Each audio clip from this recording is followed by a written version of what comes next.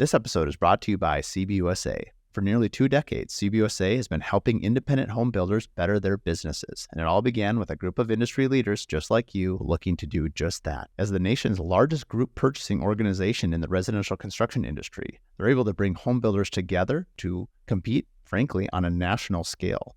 By getting builders to group together, you're creating a buyer group that is now going to help you negotiate better deals and better rebates, even nationally.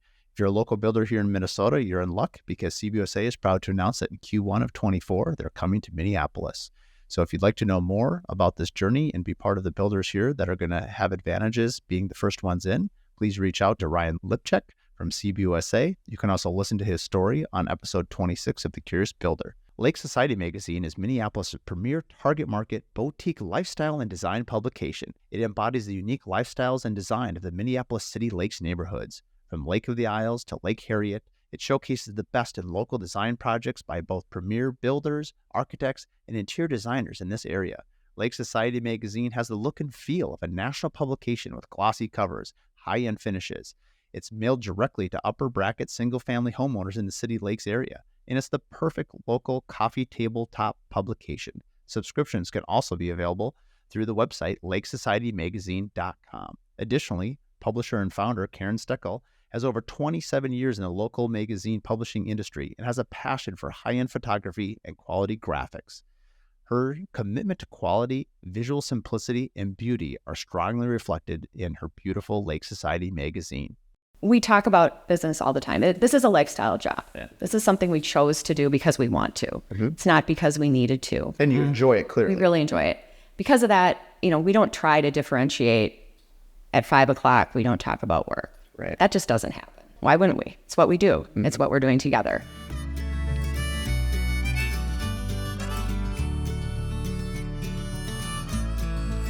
Welcome to the Curious Builder Podcast. I'm Mark Williams, your host. I'm joined today by Brian Duggan and Maud Duggan from Union Place. Welcome, guys. Thanks for having us. Thank you. You're welcome. So this is kind of different. For those that are listening, you can watch us on YouTube, but we are actually recording in our artisan home in Medina.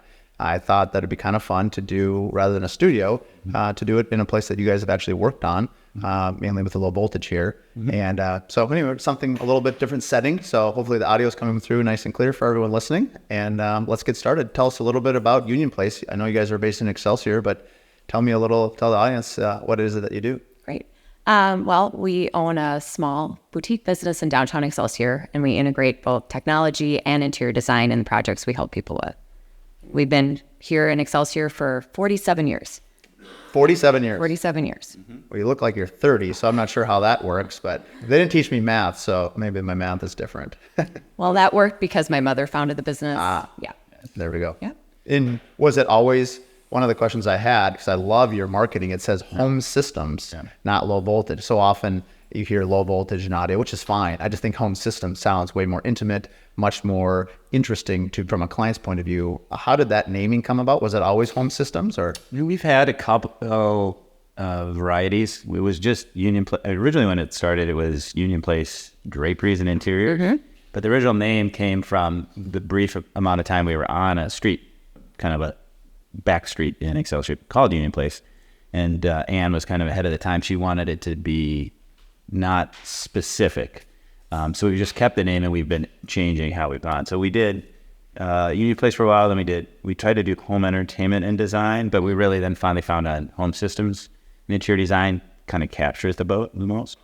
And the home systems is great because we've evolved over, it's not just audio video. Even if you would look at kind of a retail store that was an electronic store, they've adapted over years because a lot of the technology, the footprint is bigger. I mean, in this home, we're covering anything from networking to security to central vac systems. So it's not, low voltage doesn't really speak to it. And even audio video doesn't really talk about what we're trying to do. We're trying to help focus less on the products, but what does the client want? And a lot of times those home systems, maybe they're not audio video. I mean, maybe it's like the central vac was very important here. Mm-hmm. So I've showed, so the home is on the artisan tour. I've probably demoed the vacuum in the powder room or pantry, probably no less than 75 times, pulling it down out of the attic. It's really cool. I think it was Chameleon Systems. Is that the name of it? Yep. And it basically is housed in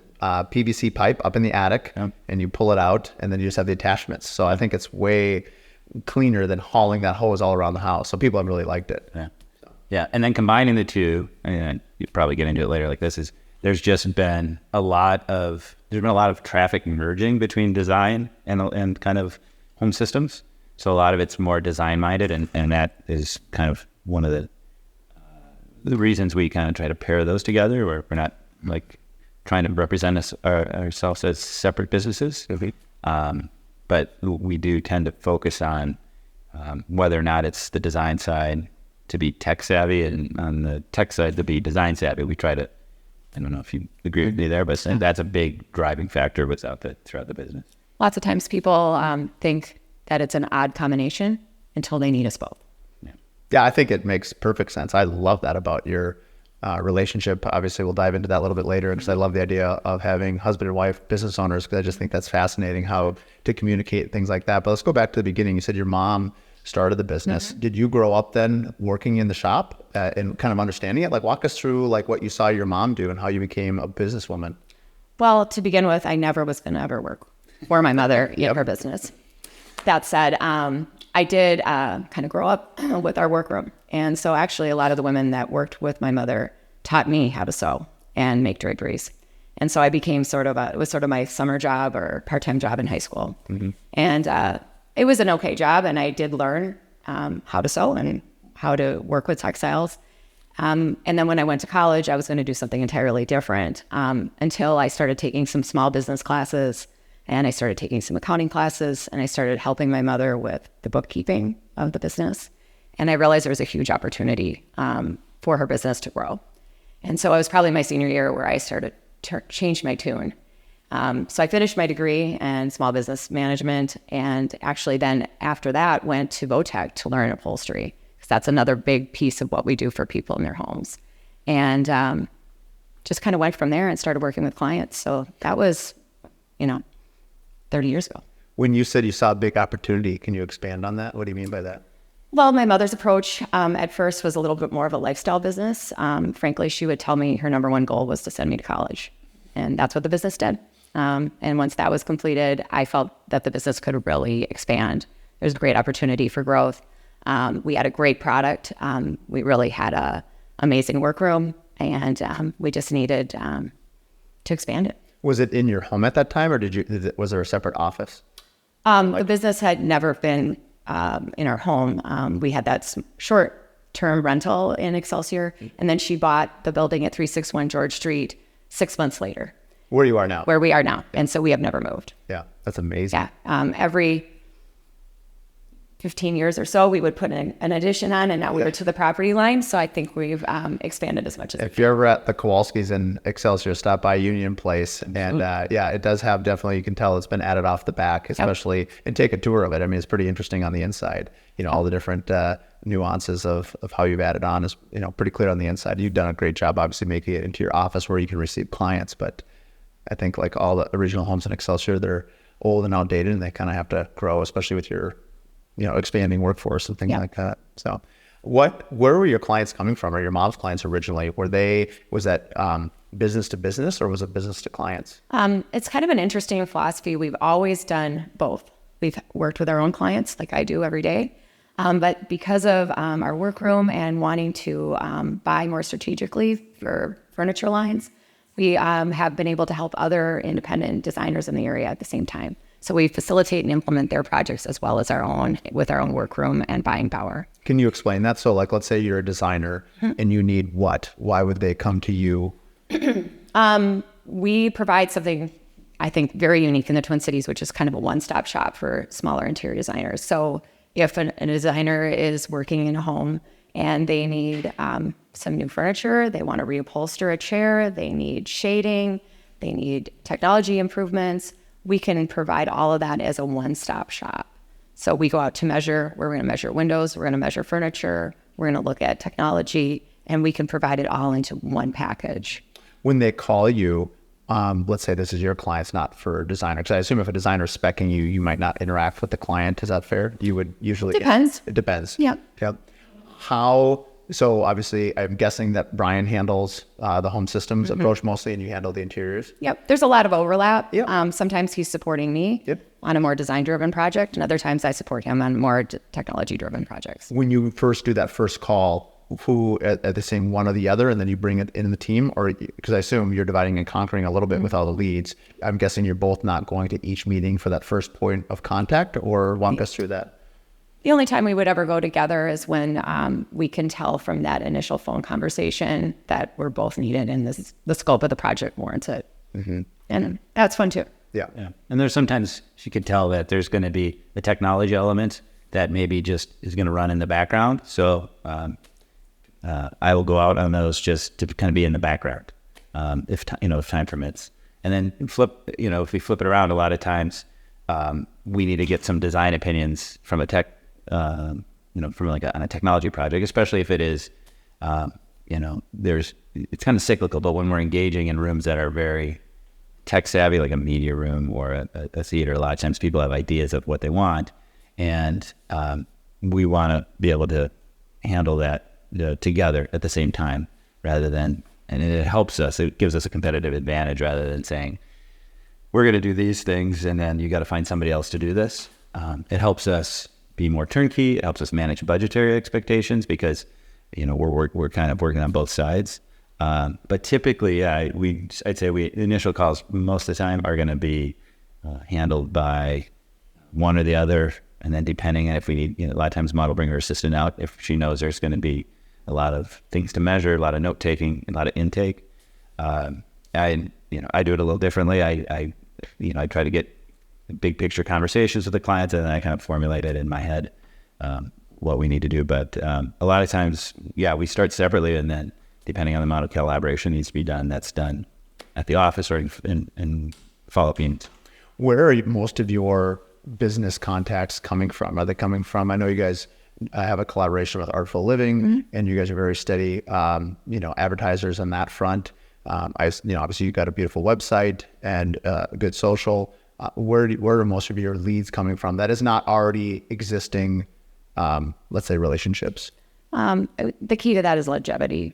We've been sticking to the same plan for 47 years, and we've had quality products, good relationships. We've been trustworthy, and not fly by night. So because of that, we get referrals from word of mouth. Yeah.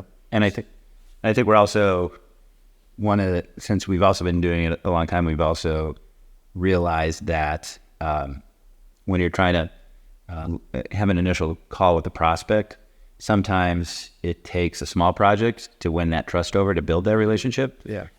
So, it's tough with you. It's tough to build a small house, and then it's like doing the boathouse. And you're like, okay, now please do my big house. Yeah, no, that makes sense. But our Mount Rushmore of customers, a lot of them have come from a small initial project that they saw. They liked the relationship. They saw competency. They saw that we solved their problems. We did everything successfully, and that plants the seed for the next project for them, but also to refer their friends and family. And a lot, with the longevity also comes those referrals. So from a percentage, if you could, roughly, what would you say is referrals or warm leads or repeat clients versus new clients? Oof. I would say that 80% is a repeat client. Yeah. Or a referral, because the way with Maud's success in helping the designers that she described earlier, that she's then being referred like that. And a lot of times when she meets a new designer first, she'll be, my goal is to make you successful because you're going to be bringing me the repeat clients.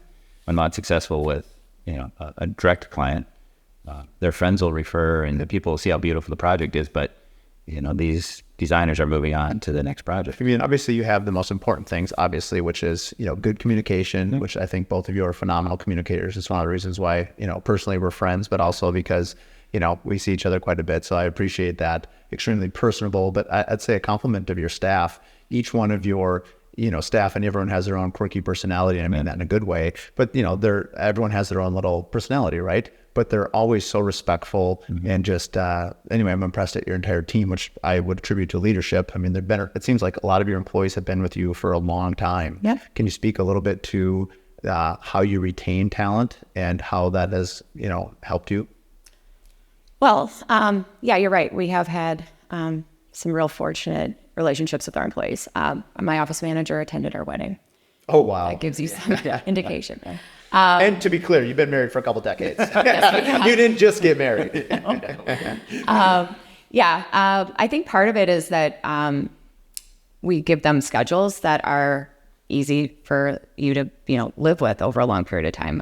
We close for the holidays at the first of the year. We close over the 4th of July. We're not open the day after Thanksgiving. Things like that make a difference, year after year. I think some families can handle that the first couple of years of a career, but then they feel like that needs to pass. And we agree. Yeah. We want time with our family as well. And when we work hard, and we try to have that time off that gives you that balance. And I think two other elements especially on the kind of the technicians that we have in the field for doing the home systems, because we have that blend of business to consumer and business to business, they get a mix of environments. Like this house was built in really cold temperatures. Right. This is really a challenging job site. And if they had to do that day in, day out, I think you'd get a little bit more burnout. But on the flip side, right now, you can be working on a finished home, on Lake Minnetonka and have a beautiful environment to be working, on another day. And as you know, I think one of the reasons why I like Minnesota, I happen to like seasonal change. I don't think I could take any one weather system forever. Yeah. Actually, I like the cold. I don't love the heat, actually. But the point is, I like the variety. And you're right. I think when it is January, pulling wires in you would pull on negative 20, you wouldn't work that day. But let's say it's because the wires are going to break, plus no one's going to show up. But, for those not in Minnesota listening to this, it does get pretty cold here. But, we have temporary heaters, things like that. But frankly, working when there's humidity is at 90% and it's 90 degrees out is no joke either. Yeah. No. So, it's kind of Murphy's Law. It's like if it's negative 20, they're going to want you to work outside. If it's 100, they want you in the attic. It's never perfect. But so we have that. And then the second thing I think is important is that a lot of people think if you give people leeway in terms of making decisions or being flexible in certain things, that they're going to take advantage of that. But it works both ways. Because you trust them to do those things, they also take that responsibility when there is challenges. So when clients are pestering them late on a Friday or even on a weekend, they know that flexibility has to go both ways. They can't just have a one-way street of only take. And that's been a big thing, is that we're really able to accommodate a lot of these, the needs for, we have one of our employees is going to have his first child here in a couple weeks. And so we've been able to, he's got these little meetings that you got to get to those. So we're not, we're like, well, sure. How do we work this? How do we work this out? Yep. So I think empowering them and engaging them to kind of make decisions and decide how to best tackle projects, but giving that flexibility, I think it works both ways. Do they comment on it? What is do they actually actively say that to you? Or how often do you do your reviews? Do you do a yearly review, a quarterly review? How often do you sit down one-on-one? And is it both of you sitting down with said employee? Or is it, if it's in the home systems, Brian's, how do you handle your basically reviews with your people? For the most part, we do kind of divide our employees between our two kind of product lines. And it's usually one-to-one and about every year, unless we do have somebody new. Our newest employee at this point, I think, is 4 years out now. So, sure. It's just more of that conversation. I also think, especially when you're trying to look for somebody new, is you want somebody that really likes to do what they're doing. They're passionate about it. They need to be happy with this decision. We want them to have a job that they want, and then that'll be a good fit. But when we've actually, one of the challenges in the home systems is that it's not, the people that we're hiring are not necessarily, there's not a lot of transferring in and out of state. It's people that are kind of just circling within the community here. Yes. So you either have to grab someone and keep them. You need to know why if they're bouncing around, why they're bouncing around.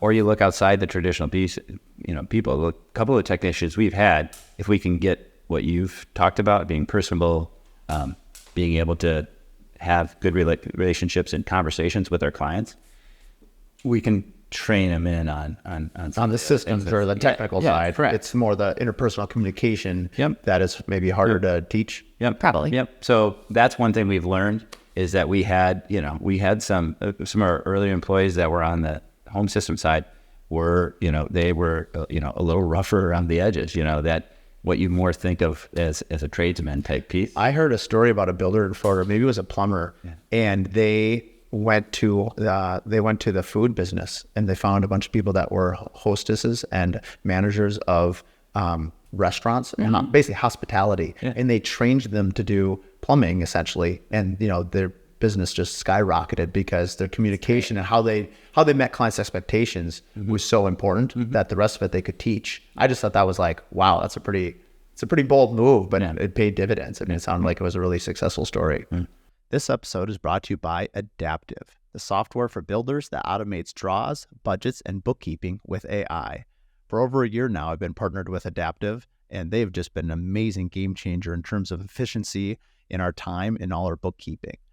From the time we get an invoice, we import it into their system. The AI codes it, cost codes it, job codes it. All we have to do is review it, pass it through the people internally in the office, all digitally, and then it gets approved and paid all via ACH. It's becoming extremely fast and saving us countless hours a day and a week. When it comes to draws, all of our budgets now are set in Adaptive as well. So now when we cost code against the draws, we can do our change orders, and then with a click of a button, we can submit these draws to our title companies or to our homeowners for faster payment. If you're looking to save time, and if you're looking to be accurate, I highly recommend Adaptive. Additionally, if you'd like to listen to one of their founders share the story of Adaptive, you can listen to episode number 15 on the Curious Builder Podcast. This episode is brought to you by Pella Northland. For 19.5 years, I've been building homes, and 95% of all of my homes have used Pella windows. I couldn't be happier to call them a partner in our builds and our remodels. Whether you're an architect, a designer, or a remodeler, I'd highly recommend Pella windows. They can fit old homes, new homes, reclaimed, commercial, and really everything in between. Pella is a company that we trust and that we recommend to our clients. Additionally, in management, Peter and Ed have just been absolute fantastic people to work with, as well as mentors to me personally. So when it comes time to look for a window, I'd highly recommend Pella Windows. Find more at PellaNorthland.com. Also, if you're interested, you can hear episode 1 where I interview Peter and Ed together for a great listen on business and Pella Windows. So although speaking to that, going back real quick, so because obviously you guys haven't been married since you're 5 years old. What, or if you did, I didn't realize arranged marriages were still a thing. When you took, walk us through a little bit of that transition period back to your mom. So you come out of college, you see an opportunity, you start working with your mom. Walk us through like when Brian came on the scene, when did home systems sort of evolve? Take us through that process. I think it's very interesting. Yeah, we both graduated from college in the same year. Did you know each other at the time? Or? Oh, yeah. Oh, yeah. Oh. We were dating while we were in college. Okay. All right. Plot Long thickens. distance. Okay. I was in St. Paul and he was in Chicago. Okay. All true. So I was working with my mother, and Brian was at that point working in a big box audio store. And then that was working out fine. We got married, and then we started realizing that I was busy with his clients and he started being busy with my clients. Oh, wow. And so that was sort of fun because we got to have some shared projects, even though we were in different companies. And then we had our first child.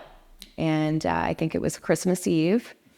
Finn was born on the 15th of December, so it was the 24th. Pretty new baby. And I was waiting outside of the big box audio store with the baby in the car. We were late, and Brian was 2 hours late on Christmas Eve because when you're managing a big box audio store on Christmas Eve, you don't get to leave. Yep. There's a client in the store. And that was the moment I decided that would never happen again. Yeah. And it didn't. It never happened again. And I got sucked in because out of school, Are we talking about marriage or business? No answer. You're a happily married man.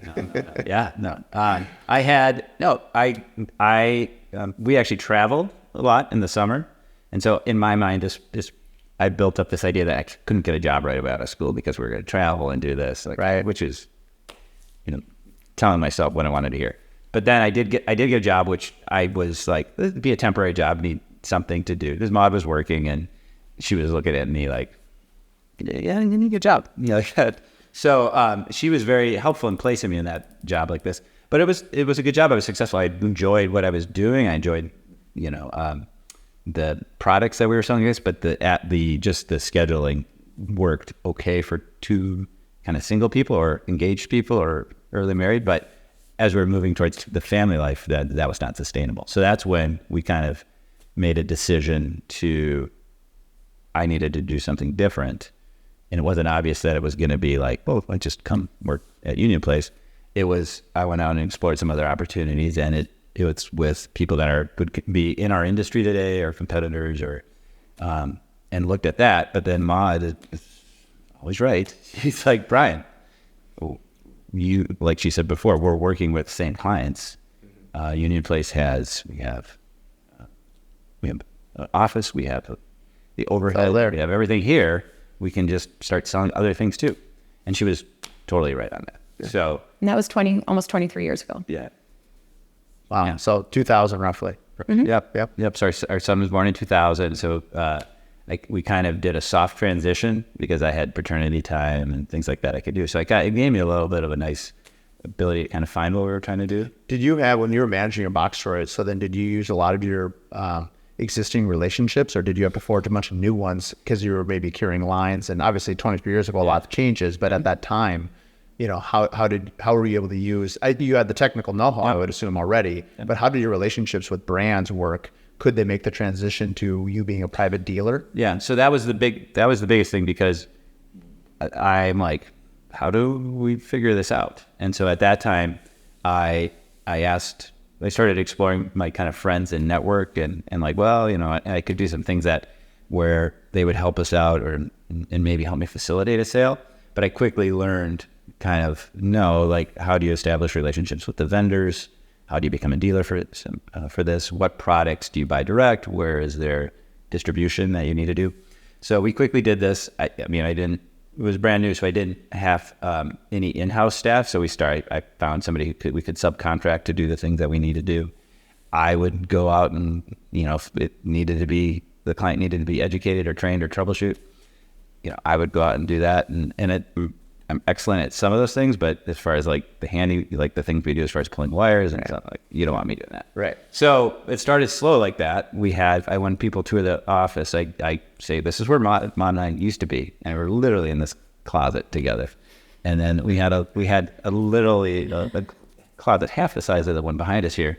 That was our warehouse like that. Right. And now we have, much bigger space like this and a secondary warehouse, because we've grown it, and we brought everybody in house as far as what we do right now. So it was just kind of a feeling out, and I did talk to a lot of people, because as those big box stores closed, everybody scattered to do different things like that. So I was able to find people that I worked with, that I still work with today, that are either reps or they work as an executive at a vendor like that. So it did help me establish those base relationships on the kind of the business side. On the client side, on those stores, it's proximity. So people are just coming in close. But there is a couple of those clients that I mentioned before that are like been rock star clients throughout the career. They were people that I originally worked with there that just kind of have hung on with, stayed with you, and they've made, we've done,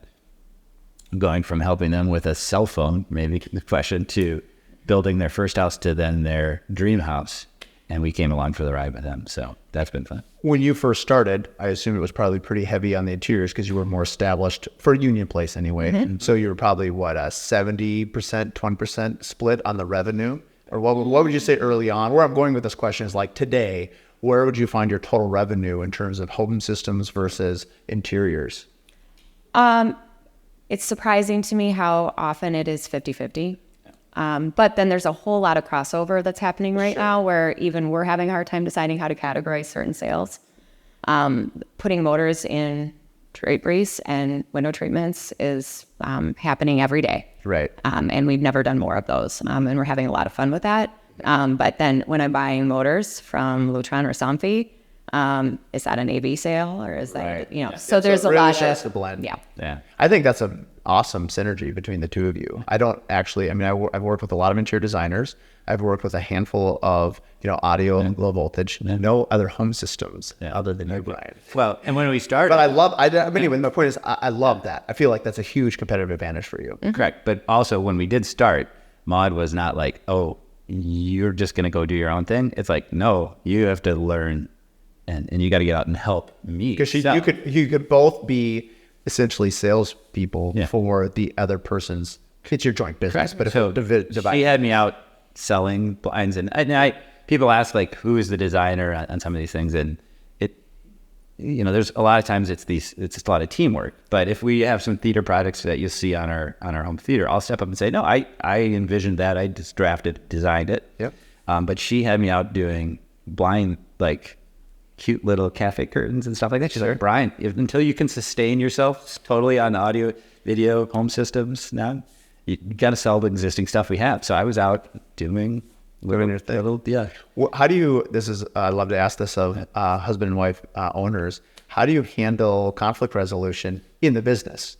I'll transfer later to personal because I need some marriage advice. But how does that work? I mean, let's say you have something, how are you guys able to manage? Because like any business is stressful.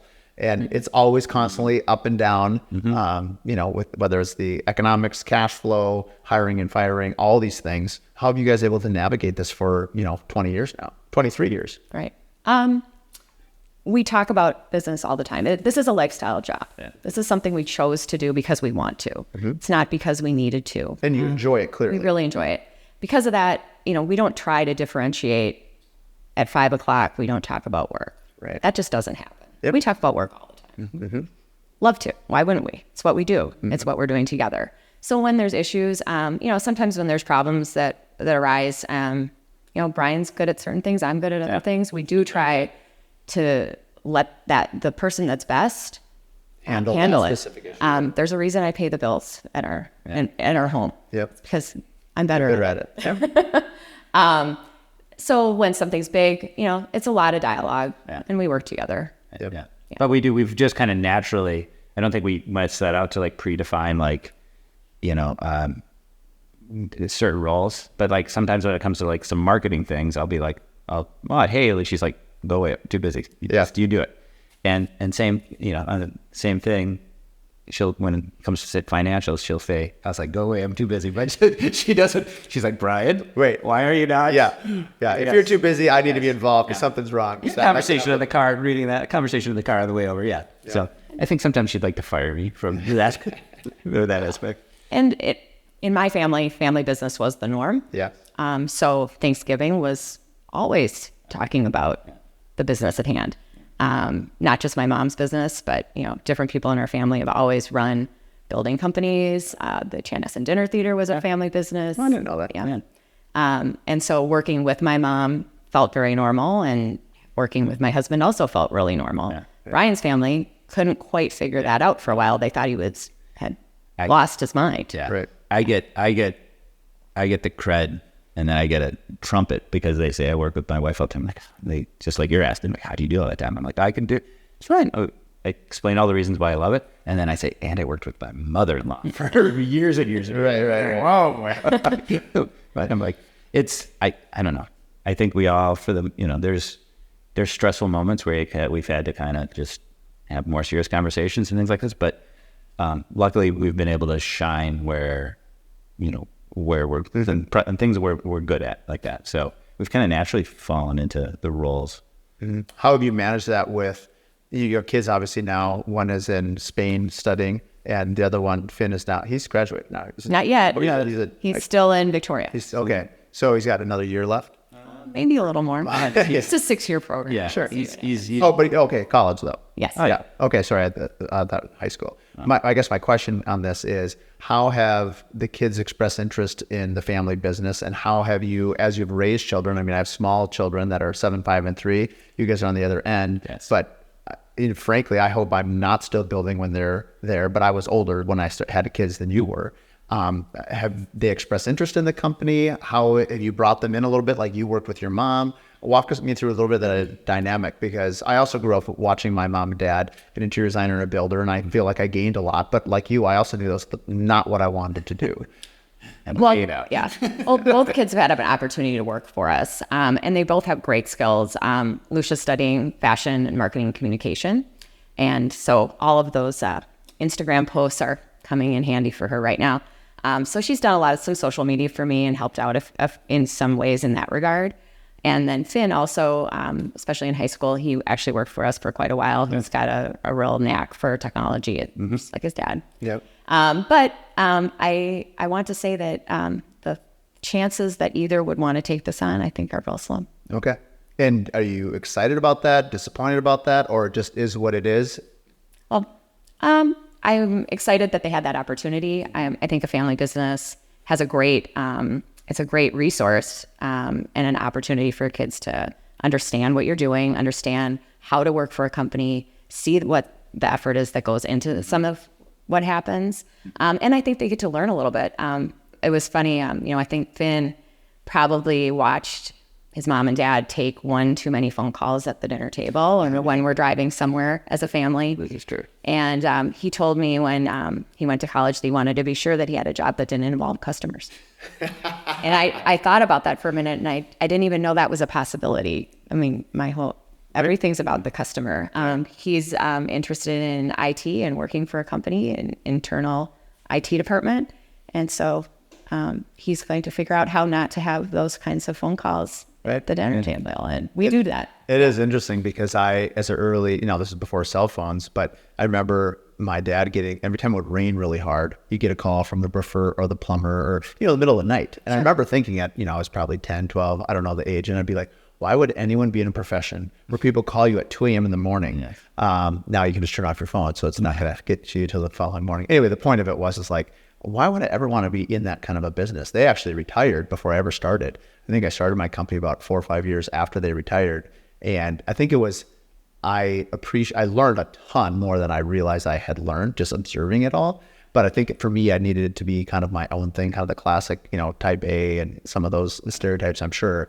But I, communicate with them all the time. In fact, my mom still helps out on some of our artisan home tours, right? And she's great at sales, and she'll talk to me. I have people that will come to see my mom, which is hilarious. My mom now is 73, and people are like, oh, I remember talking to your mom at your artisan home 10 years ago. Sure. And so anyway, I think it also speaks a little bit like you kind of live the lifestyle. It's not like you have two different personalities or two different lifestyles. There's no hypocrisy in the sense that like you have a business life and a personal life. They sort of end up being the same thing. And I think with social media, I think it kind of has to be, because I don't know how you could be one thing and then at home be something different, because especially in today's world, everything is available kind of for consumption by everybody. If you're going to be forward with your life, if you are the brand of your company, which I've sort of not purposely done, but now kind of I am purposely doing it, kind of like it is what it is. Yeah. Mm-hmm. I assume you guys are fine with that as well. That's what we do. We signed up for that. Right. And a lot of people, when they ask us kind of about how we envision what our business is, I kind of liken it more to like a practice, like a dental practice, because it is more about the relationships and about the two of us.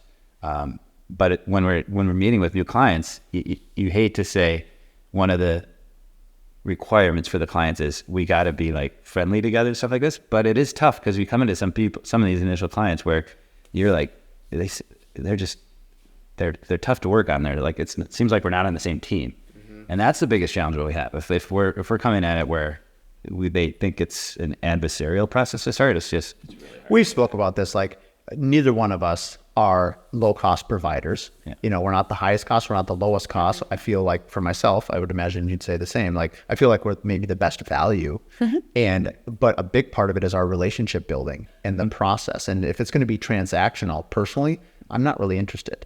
I like relationships. Is that kind of what you're speaking to? Yeah. Like I said, we'll get,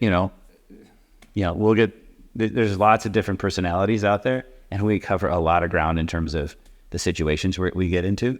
So, it's not a requirement, but I just feel like if the client thinks that we're looking out for their best interest and we're really trying to achieve their goals, and B, that they're a friendly back and forth, and we don't have to go get milkshakes after, but we could Right. at least be we don't want to start from the and some of them are clients that come in and they've been frustrated with another vendor or something like that. So I think they need to blow. Sometimes they just need to get a little steam released, a blow off a little steam. But yeah, as long as we're all working together and in a kind of in a friendly, professional manner, that's great. And when that detours and goes off, and sometimes you don't see that till multiple meetings. But no, we want to work on.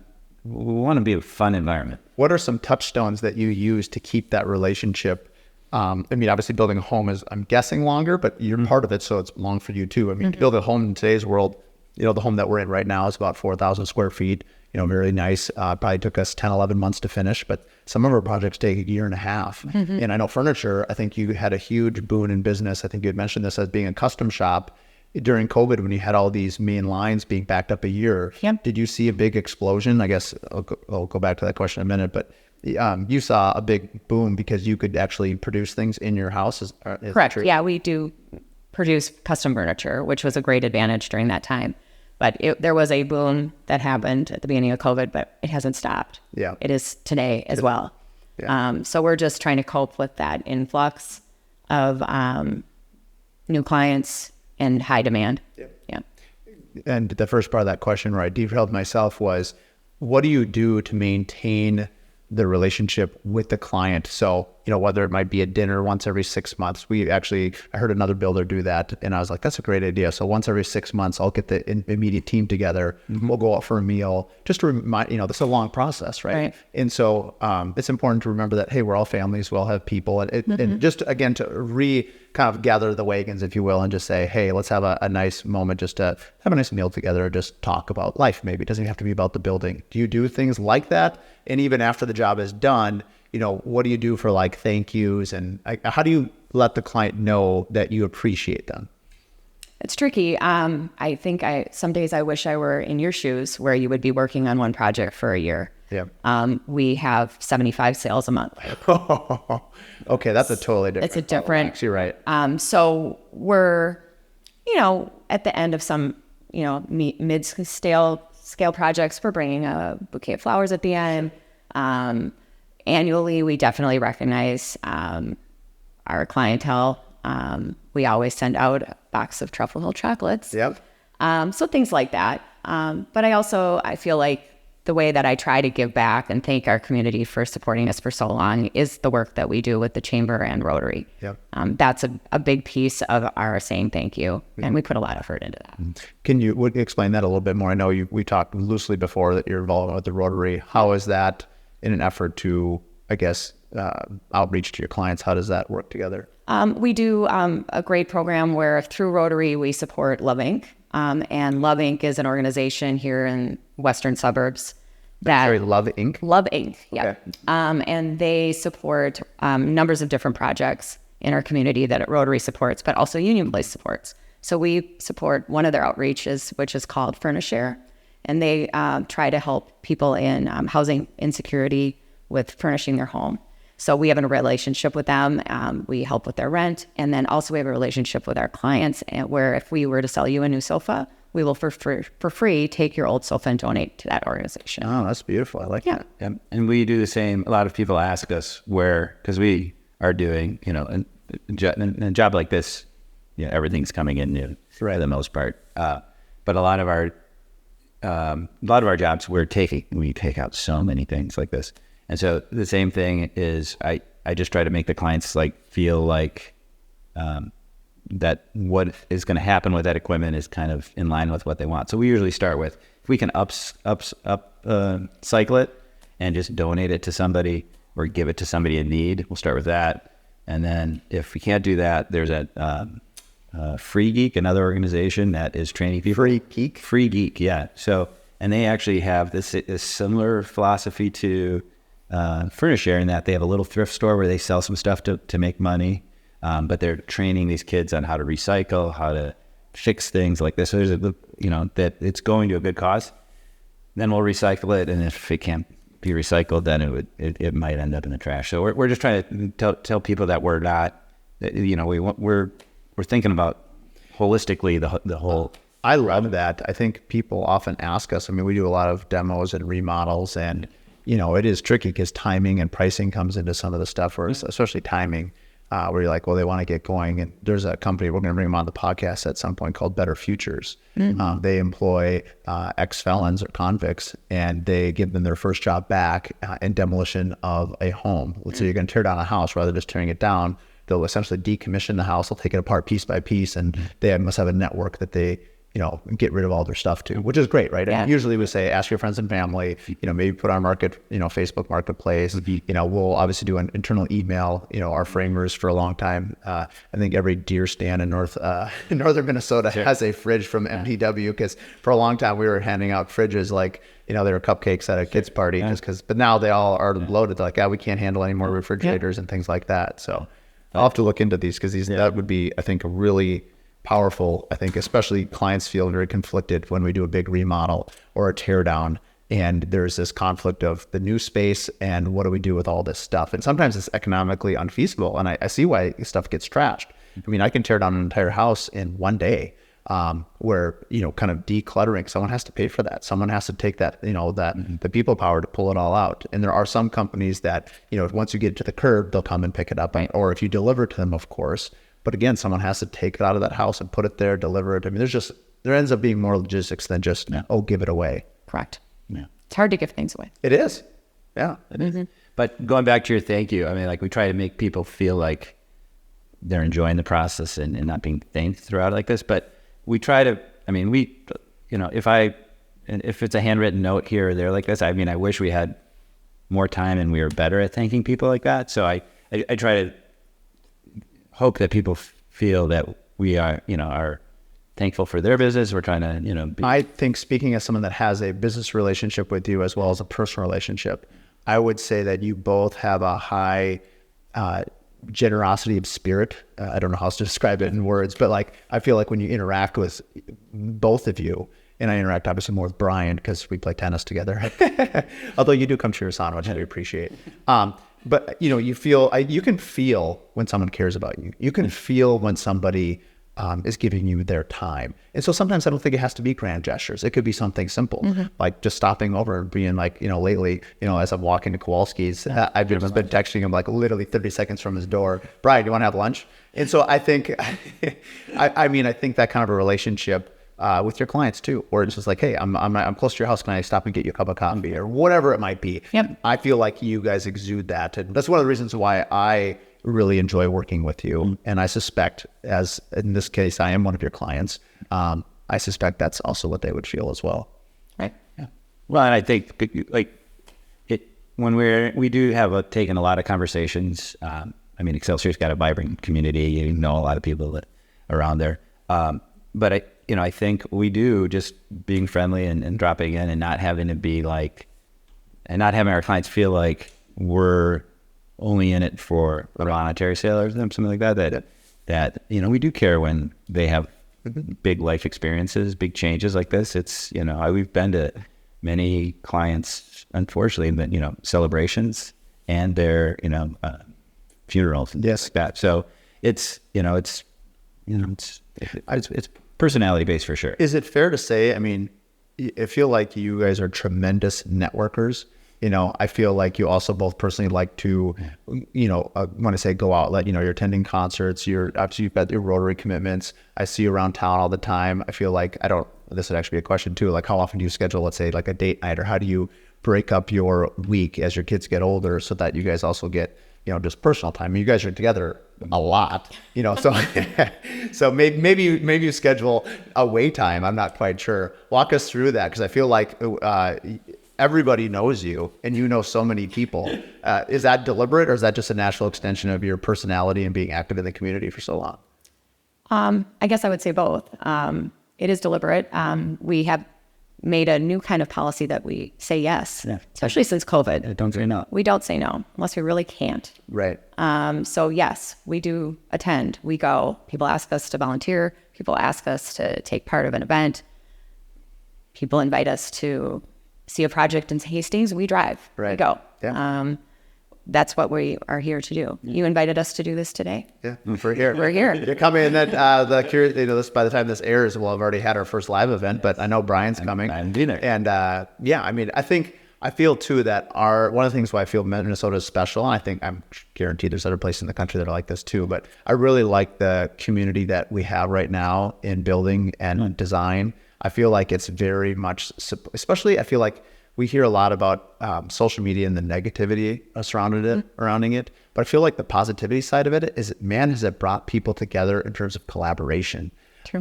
When it's healthy, not like, oh, you forgot to tag me, any of that stuff, which does happen. And it's just, usually it's not malicious. It's just not thinking. But I love the fact that we know more about each other's business based on the photos that we're seeing, the videos. And now there's I feel like there's a lot of energy right now in Minneapolis specifically. Do you feel that way? Yeah, social media has been great for not just me learning about other people, but sharing what we're doing. It really puts it out there, showing those specific projects, things that you're proud of, seeing, exciting new ideas in other homes. It's been great. Yeah, and it's great. I mean, we're working with, we have some people that we obviously work with to help, but it's rewarding to see, like, as you start generating this digital assets, as you were calling, right? As you generate content. Sounds very formal, right? Here's the digital assets from the event we just had. Yeah. No, but it's rewarding just to see, like, just an honest review, like, this is just great stuff. Like, you guys are doing good work. So it is nice to be validated as well. And when you're putting those things out there. So. How, if someone was to start a interior design business and or a home systems business, what advice would you have for them? Differentiate yourself.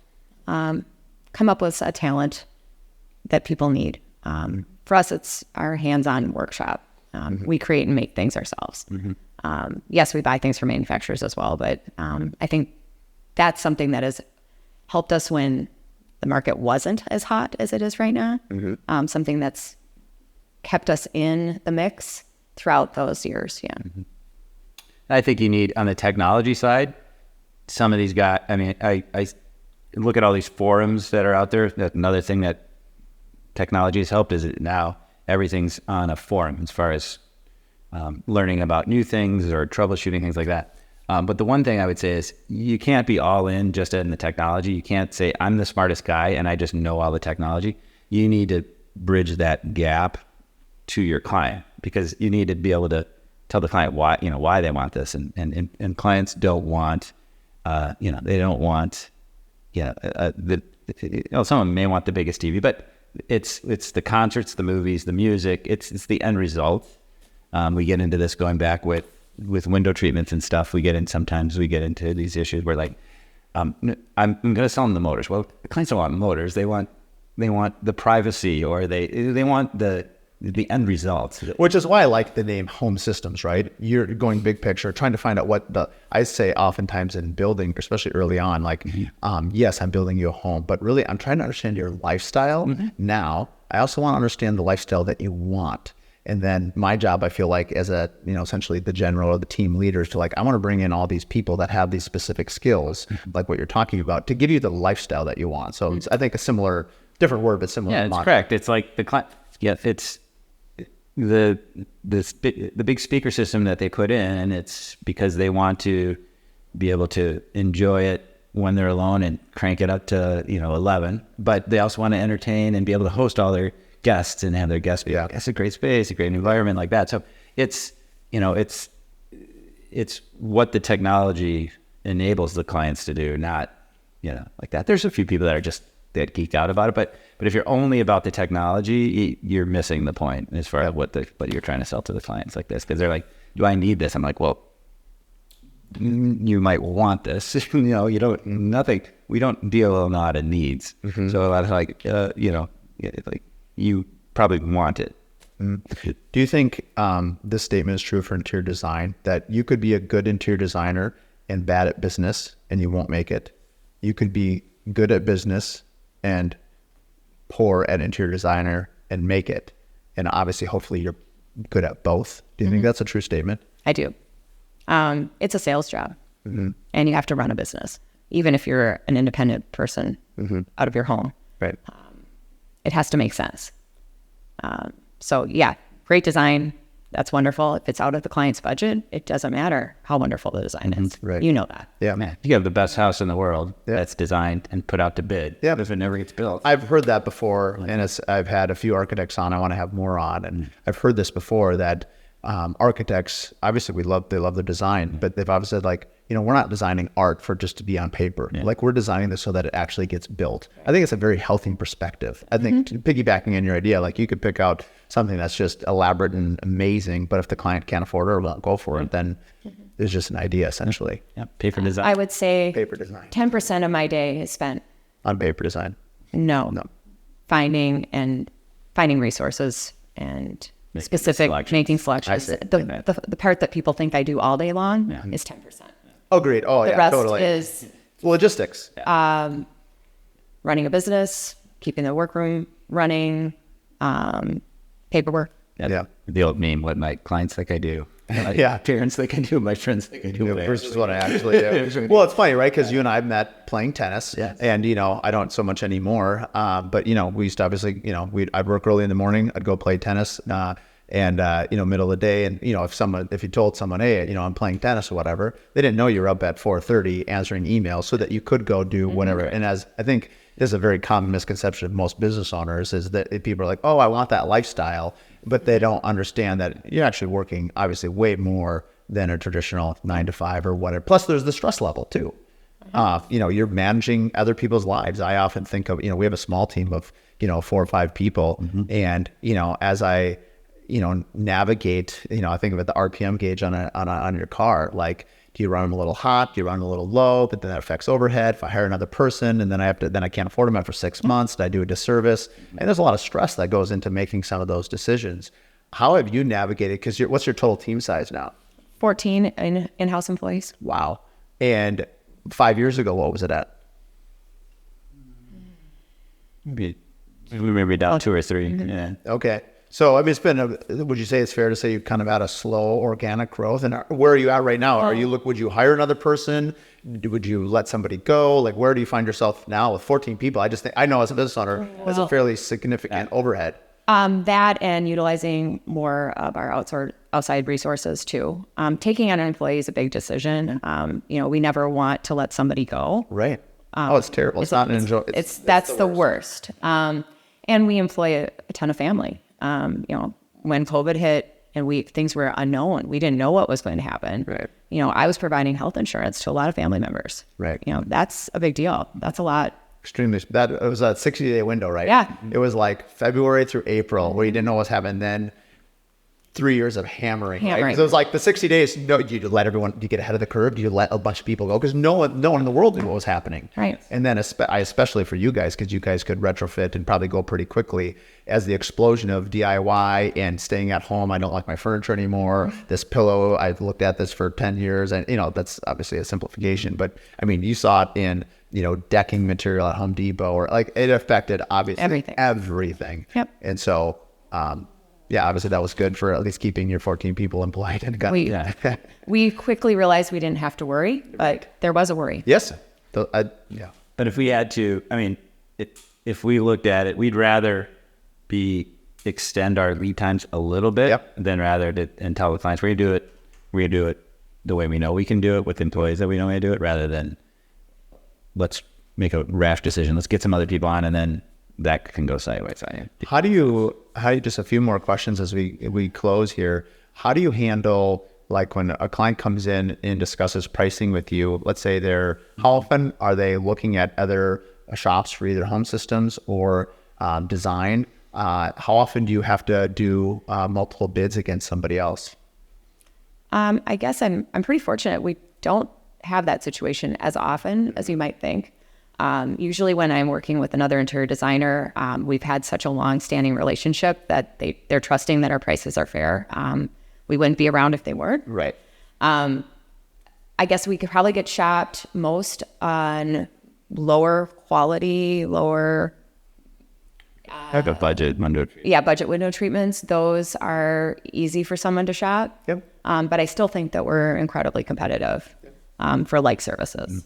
Well, especially with service. And I know on the home system side of it, people often ask me like, well, I can get this TV at this location, and they still have the same suppliers. And I always ask them like, well, who's hanging it? Who's servicing it? And then we start asking those things. They're like, oh yeah. It's just not a commodity. It's However, we sell that TV at exactly the same price. That's the thing. And I tell them that because that's the biggest misconception is that, I can go on a Black Friday deal. Like, no, if you have a published price, these dealers they have to match it. So take that out of the equation. Right. Would you rather call a 1-800 line and wait 5 weeks to get service, or would you rather call Brian at dinner and interrupt Finn and Lucia? So there's that. And it's not just online. I mean, people are going and buying that same TV from someone in high school rather than from an expert. Oh, I see.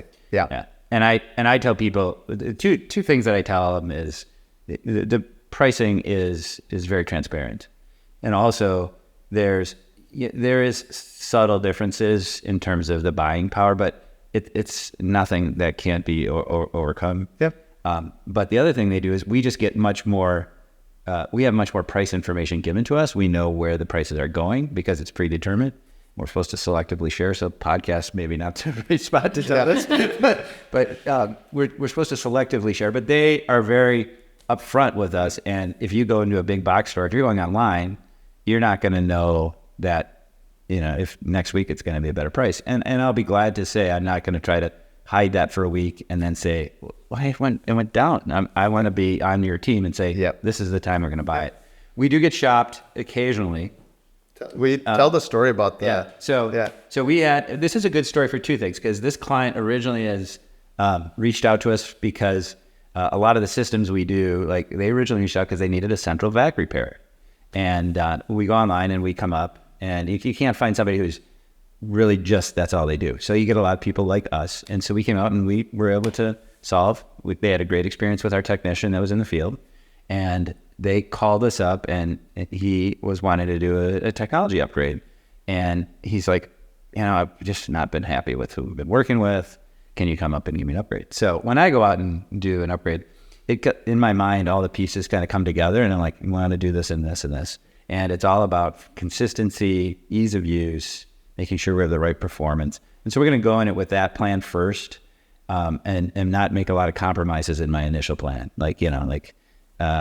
And so that's always usually what we do. So I did have one that we talked about earlier, where I sent a proposal, and sometimes you never hear from them again, and maybe they shopped you, or maybe the time frame didn't work out. So sometimes we don't know. The best clients that we have a relationship will say, no, I got another bid, and this is what they, and then the challenge there is then trying to describe, is this apples to oranges or apples to apples? Right. So a lot of times and this client, I said, he would start to have a conversation. I'm like, if you're willing to do it, can you just block out the pricing? You don't have to tell me what they're charging, but just tell me what they're trying to sell you.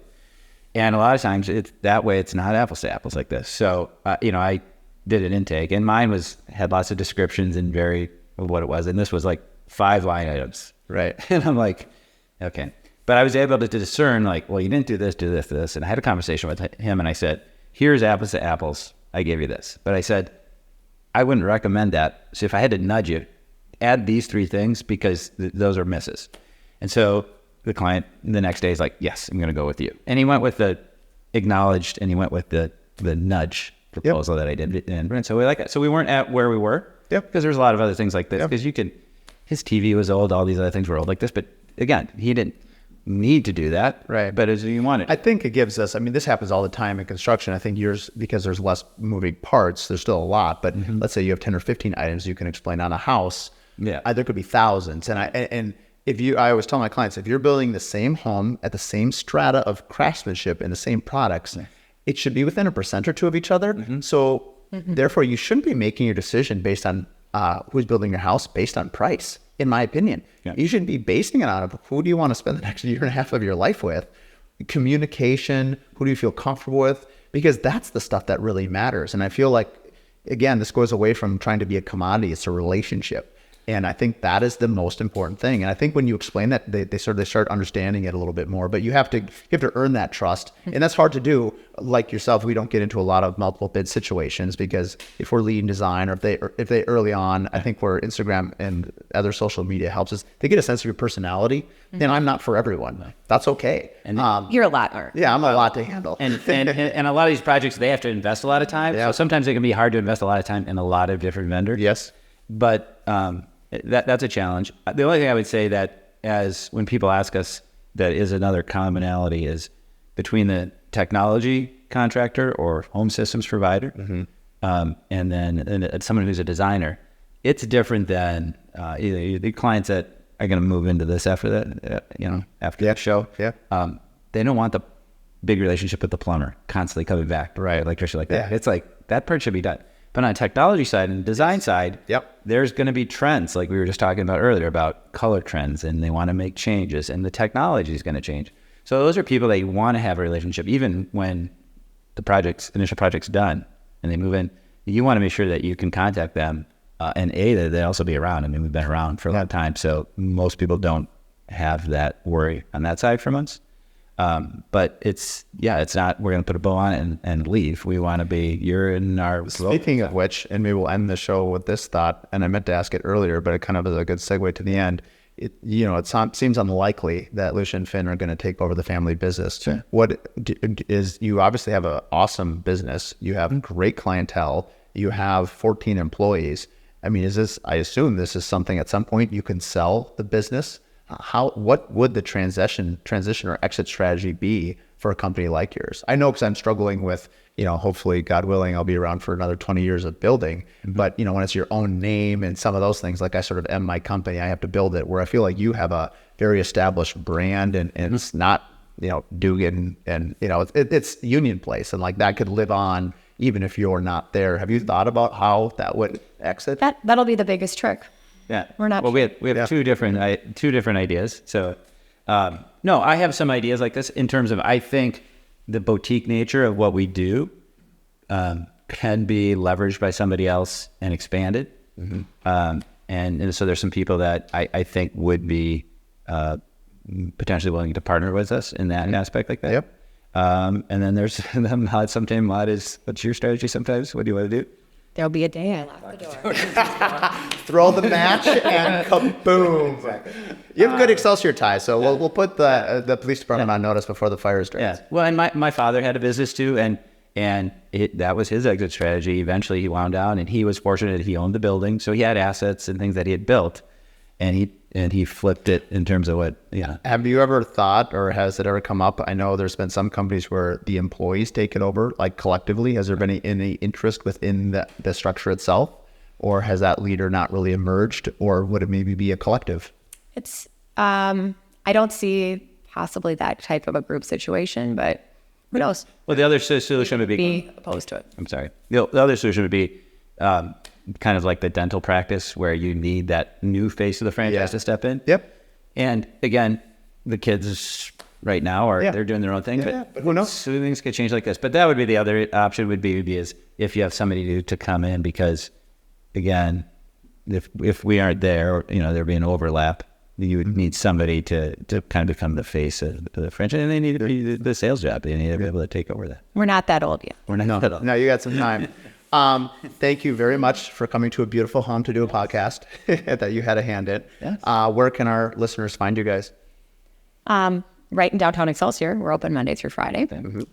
Or check out our website at unionplace.com. Unionplace.com. And on social, we've got a couple. Union Place Interiors and Union Place Home Systems for Instagram. Yep. We'll have everything in the show notes. And thank you again. And thank you. We'll sign out for now. Great. All right. Thanks, guys. Thank you. Thanks for listening to the Curious Builder Podcast. If you like what you listen to, please give us a 5-star rating and write us a review. It really means a lot. It's a great way for us to just understand what you like about the podcast and what we can keep doing. So like and review, and please share with your friends and family. Find out more at CuriousBuilderPodcast.com.